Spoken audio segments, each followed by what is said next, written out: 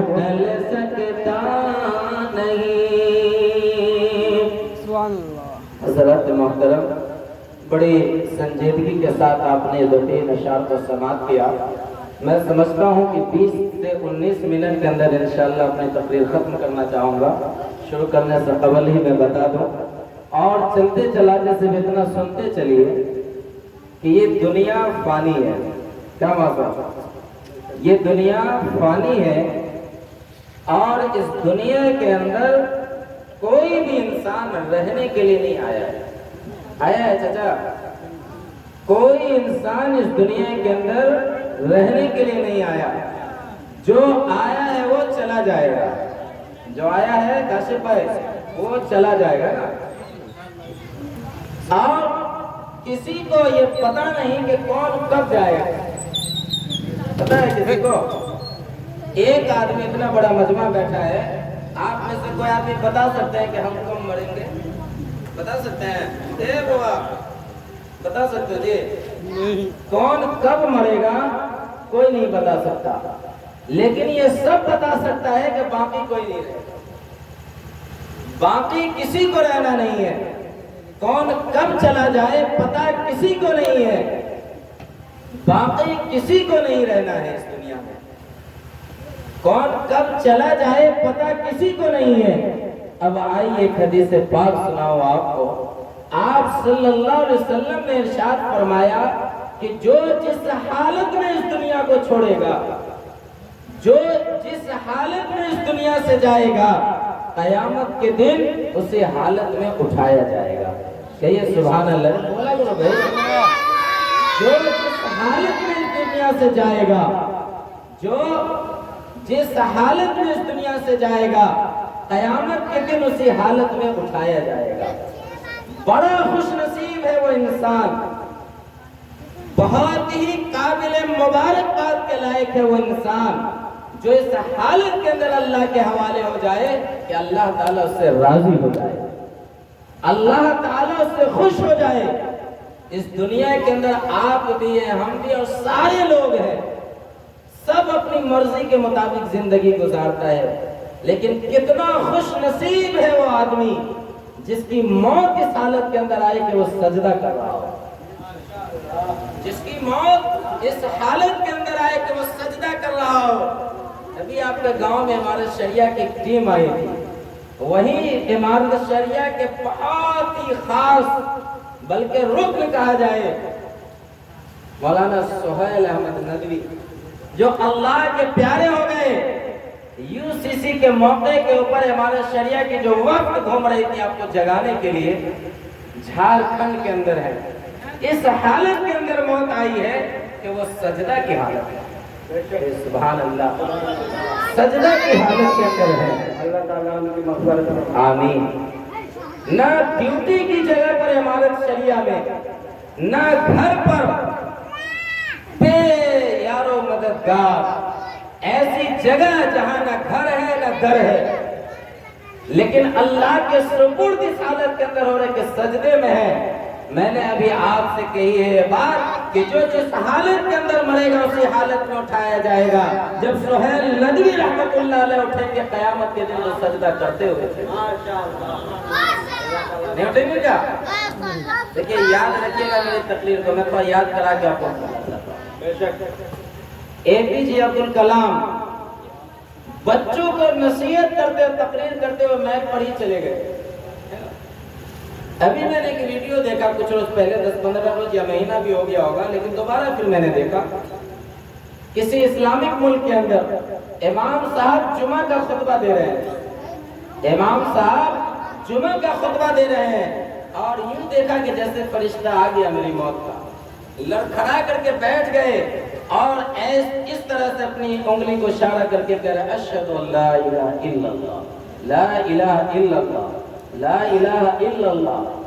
قیامت کے دن جب وہ اٹھیں گے منبر رسول سے اٹھیں گے، قیامت کے دن جب اٹھیں گے تو شہادت کا کلمہ پڑھتے ہوئے اٹھیں گے، اللہ کے ایک ہونے کی گواہی دیتے ہوئے اٹھیں گے، اور زبان سے یہ جاری ہوگا کہ اے میرے رب تو ہی میرا خالق ہے، اے میرے رب تو ہی میرا مالک ہے، تیرے سوا کوئی میرا پروردگار نہیں، پالنہار نہیں، کیا اس کی موت پہ رشک نہیں آئے گا؟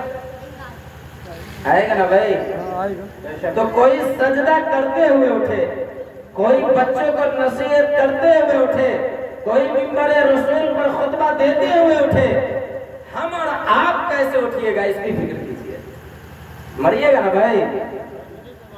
تھوڑا ڈی جے کی مائک کو کھول دو یا بند کر دو اور اوپر کر دو، بس ایک کام پر، یا تو اس کو بند کر دو اوپر کا کھول دو۔ تو سارے لوگ کو مرنا ہے، سب لوگ مریے گا، ہم بھی مریں گے، آپ بھی مریں گے، لیکن جب اللہ کے سامنے کھڑے ہوں گے، آپ کو بھی کھڑا ہونا ہے، ہمیں بھی کھڑا ہونا ہے، آپ کو بھی اللہ کے حضور میں حاضری لگانی ہے، ہمیں بھی اللہ کے حضور میں حاضری لگانی ہے۔ لیکن قابل مبارکباد ہے وہ انسان جو اللہ کے دربار میں اس حالت کے اندر آئے کہ وہ سجدہ کر رہا ہو۔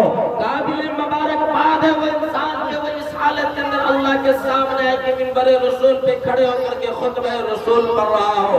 قابل مبارکباد ہے وہ انسان کہ جو اللہ کے سامنے اس حالت کے اندر آئے کہ وہ اللہ سے دعا کر رہا ہو۔ قابل مبارکباد ہے وہ انسان جو اللہ کے سامنے اس حالت کے اندر آئے کہ وہ باوضو ہو کر کے کھڑا ہو۔ حضرات، مرنا آپ کو بھی ہے، مرنا ہمیں بھی ہے۔ اس دنیا کے اندر کوئی باقی نہیں رہنے کے لیے آیا، اور قرآن نے اس کے اندر اعلان فرمایا کل من علیہا فان وَيَبْقَى وَجْهُ رَبِّكَ ذُو الْجَلَالِ وَالْإِكْرَامِ۔ ساری چیزوں کے اوپر فنا ہے، صرف باقی اگر کوئی رہے گا تو وہ رب ذو الجلال رہے گا، صرف وہی ہے جو باقی رہے گا، کوئی نہیں ہے جو باقی رہے گا۔ لیکن ان تمہید کو سمجھنے کے بعد، اس تمہید کو یاد ہونے کے بعد، چچا یاد ہو نا، اس کو یاد ہونے کے بعد ایک بات سنیے، یہ بھی یاد رکھیے گا کہ پہلے لوگ مر جاتا ہے یا پہلے پیدا ہو جاتا ہے؟ بتائیے قاری صاحب، پہلے پیدا ہوتا ہے رحمان صاحب؟ پہلے پیدا ہوتا ہے اس کے بعد مرتا ہے نا، پہلے پیدا ہوتا ہے اس کے بعد مرتا ہے۔ اب اس پوائنٹ کو آپ یاد رکھیے جو آپ کو بتانے جا رہے ہیں۔ پہلے کیا ہوتا ہے؟ نمبر ایک، پیدا ہوتا ہے، اس کے بعد مرتا ہے۔ لیکن کیا ہم اور آپ آسمانے سے آ گئے ہیں کیا؟ بھائی آسمان سے آئے ہیں؟ سب آدمی ماں کے پیٹ سے پیدا ہوتا ہے، لیکن اللہ تبارک و تعالیٰ اگر چاہے تو اس بات کے اوپر قادر ہے کہ ماں کے پیٹ کے بغیر بھی پیدا کر سکتا ہے۔ آپ میں سے کوئی آدمی بتا سکتے ہیں کہ ماں کے پیٹ کے بغیر کون پیدا ہوا ہے؟ ارے بتا سکتے ہیں کوئی آدمی؟ یا کوئی نہیں پیدا ہوا ہے؟ پیدا ہوا ہے کہ نہیں مولانا صاحب؟ آپ بتائیے گا یا ہم بتائیے؟ بتائیے، چلیے ہم بھی بتا دیتے ہیں۔ اب یہ بتائیے کہ حضرت حوا جو پیدا ہوئی تھی، آدم تو بغیر ماں باپ کے تھے، لیکن حضرت حوا کون سی ماں کے پیٹ سے آئی تھی؟ بتائیے۔ اللہ تعالیٰ کر دیا نا پیدا۔ اگر اللہ تعالیٰ چاہے تو بغیر باپ کے پیدا کر دے، ہے کہ نہیں؟ ایک نبی ہے جو بغیر باپ کے، بتا سکتے وہ نبی کا نام کیا ہے؟ حضرت عیسیٰ۔ بغیر باپ کے پیدا نہیں ہوئے نبی؟ ہاں، مجھے صاحب کو یاد ہے، اس لیے کہ پھر آئیں گے وہ لوٹ کر کے، نہیں آئیں گے کیا؟ تو اللہ تبارک و تعالیٰ چاہے تو بغیر باپ کے پیدا کر دے اور اس کو نبی بنا دے، قیامت سے پہلے آئیں گے وہ نبی لوٹ کر کے۔ تو یہ اللہ تعالیٰ کی مصلحت اور مرضی ہے۔ لیکن اس کے بعد میں آپ کو بتاؤں کہ اللہ تبارک و تعالیٰ نے پہلے انسان کو پیدا کیا یا پہلے انسان کے روح کو پیدا کیا؟ کس کو پیدا کیا؟ پہلے ہم کو پیدا کیا یا ہماری روح کو پیدا کیا؟ پہلے انسان کے روح کو پیدا کیا۔ کس کو پیدا کیا بھائی؟ انسان کے روح کو۔ پھر یاد رکھیے، دو بات ابھی بتاؤں گا، میں سمجھتا ہوں کہ تقریر کو آپ لوگ یاد رکھیے گا آج کی۔ پہلے اللہ تبارک و تعالیٰ نے انسان کی روح کو پیدا کیا، اور انسان کی روح کو پیدا کر کے ریحان کی اٹیچی میں بند نہیں کیا۔ کیا کشی بھائی؟ ریحان کی اٹیچی میں بند نہیں کیا۔ کہاں رکھا بھائی؟ چلیے ہم ہی بتا دیتے، لیکن دوبارہ اگر کبھی پوچھ دے تو آپ لوگ بتائیے گا۔ اللہ تبارک و تعالیٰ نے روح کو پیدا کیا جسے عالم ارواح کہتے ہیں، وہاں رکھا، یاد رہے گا نا؟ عالم ارواح، روحوں کی دنیا کے اندر اللہ نے ہمارا آپ کے روح کو رکھا، اور اس کے بعد اللہ تبارک و تعالیٰ نے انتظام یہ کیا کہ ایک ماں اور باپ یعنی شوہر اور بیوی کے ملاپ سے ماں کے پیٹ کے اندر ایک انسان کو پیدا کیا، اور عورت کو پہلے مہینے میں ہی پتہ چل جاتا ہے کہ لگتا ہے کہ میرے پیٹ کے اندر کوئی آ گیا ہے۔ جو لوگ شادی شدہ ہوں گے ان کو تجربہ ہوگا اس بات کا، لیکن جو شادی شدہ نہیں ہے نہ وہ تجربہ کیجئے گا بلکہ انتظار کیجئے گا، ہے نا؟ جو شادی شدہ ہے ان کو تجربہ ہے، وہ اپنی بیوی سے پوچھے، بیوی کو یہ احساس ہو جاتا ہے پہلے ہی مہینے کے اندر کہ میرے پیٹ میں لگ رہا ہے کہ کچھ ہو گیا۔ دوسرے مہینے کے اندر ذرا طبیعت بگڑنے لگتی ہے، کبھی الٹی ہے تو کبھی سر ہے تو کبھی پاؤں ہے، دیگر جو بیماریاں ہیں کمزوریوں کی، تو عورت کو دوسرے مہینے میں پورا یقین ہو جاتا ہے کہ لگتا ہے میرے پیٹ میں اللہ نے اولاد کی نعمت دینے کا فیصلہ کر لیا، اس کو بھیج دیا ہے۔ تیسرے مہینے کے اندر مکمل یہ یقین ہو جاتا ہے کہ کوئی گوشت کا ٹکڑا ہے میرے پیٹ میں جو پڑا ہوا ہے۔ چوتھے مہینے کے اندر، یاد رکھیے، چوتھے مہینے کے اندر عالم ارواح سے اللہ تبارک و تعالیٰ اس انسان کو جس کو ماں کے پیٹ کے اندر پیدا کر رہا ہوتا ہے، اس کی روح کو لے کر کے فرشتوں کو اجازت دیتا ہے کہ اس کی روح کو لو اور اس ماں کے پیٹ کے اندر داخل کرو جو گوشت کا ٹکڑا ماں کے پیٹ میں پل رہا ہے۔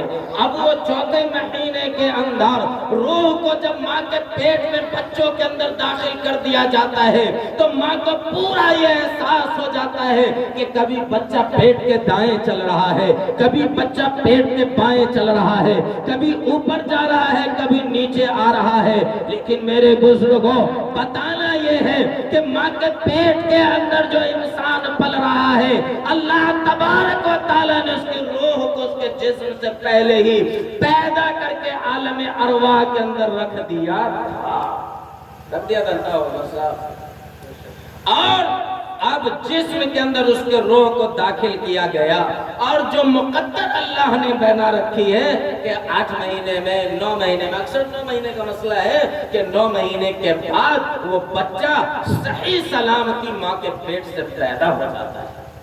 اور کوئی گڑبڑا بھی جاتا ہے، نہیں گڑبڑاتا ہے کیا؟ کوئی مردہ پیدا ہوتا ہے، کوئی پیدا ہو کے مر جاتا ہے، کوئی لڑکھڑاتے بچ جاتا ہے، نہیں؟ سینکڑوں ایسے بچے ہیں ڈاکٹر کا دیتا بھیا ابھی جیے گا نہیں، بچ جاتا ہے۔ سینکڑوں ایسا جو موٹا تندرست ہے کہتا ہے ٹھیک ٹھاک ہے، مر جاتا ہے۔ تو پیدا ہو گئے، سارے لوگ پیدا ہو گئے، یاد ہے نا؟ اب انسان اس دنیا کے اندر آ گیا ہے، اب اس کا کام مرنا رہ گیا ہے نا؟ اس دنیا کے اندر آ گئے، اب اس کا کام مرنا رہ گیا۔ لیکن جب انسان پیدا ہوتا ہے تو آپ بتائیے کہ انسان کو پیدا ہو جانے کے بعد ماں باپ کا سب سے پہلا کام کیا ہوتا ہے؟ بھائی جو صاحب مرے ہیں اس کا بچہ سب ہے، آپ کون کون لوگ ہیں؟ آپ 2 آدمی، آپ تو 3 بھائی 4 بھائی نا؟ چلیے یہاں نہیں ہے تو آپ کے ابو نے جو آپ کے لیے کیا تھا، میرے ابو میرے امی نے جو ہمارے لیے کیا تھا، آپ لوگوں کے امی اور ابو نے جو سب سے پہلا کام یہ کیا تھا، کیا کیا تھا بتائیے تو؟ یا یہو ہم ہی بتاتے ہیں؟ بھائی بچہ پیدا ہوتا ہے تو ماں باپ کیا کرتا ہے؟ مٹھائی بانٹنے لگتا ہے کیا؟ سب سے پہلا کام یہ ہوتا ہے کہ کسی کو بلا کر بچے کے کان میں اذان تاکہ اے لوگوں، اللہ تعالیٰ سمجھے منادی کروا دیتا ہے وہ بچوا بچیا سے، جس کا ماں باپ سمجھے گواہ بن جاتا ہے کہ بھیا بیٹا سن لو تمہاری اذان ہو چکی ہے، بیٹی سن لو تمہاری اذان ہو چکی ہے، اب جب تک تم زندہ رہو گے نماز کی تیاری کرتے رہو گے، ورنہ ایک ایسی نماز تمہاری پڑھی جائے گی جس میں اذان نہیں ہوگی۔ آپ جو دفن کر کے آئے ہیں اپنے ابا کو، اب پوری جو ریان کی ٹیم گئی تھی دفن کرنے کے لیے تو جنازہ سے پہلے کتنے لوگوں نے اذان دیا؟ یہ تھے ماسٹر صاحب، زندگی کی اذان ہو گئی تو ہو گئی، زندگی کی اذان زندگی میں ہو گئی۔ شریعت کی کوئی کتاب آپ کو ایسی نہیں ملے گی کہ آپ کو مرنے کے بعد اذان دی جائے، چاہے قبر پر دی جائے چاہے آپ کے جسم کے اوپر دی جائے۔ اور بھیا اذان دینے سے اگر مسئلہ حل ہو جاتا کہ اذان دے دو شیطان بھاگ جائے گا، تو شیطان کو کہاں سے بھگائیے گا؟ کہاں سے بھگائیے گا؟ یہ یاروں کے من گھڑت باتیں ہیں جو ہوتی ہے۔ آپ پورے رسول عربی تاجدار بطحہ جناب محمد الرسول اللہ صلی اللہ علیہ وسلم کی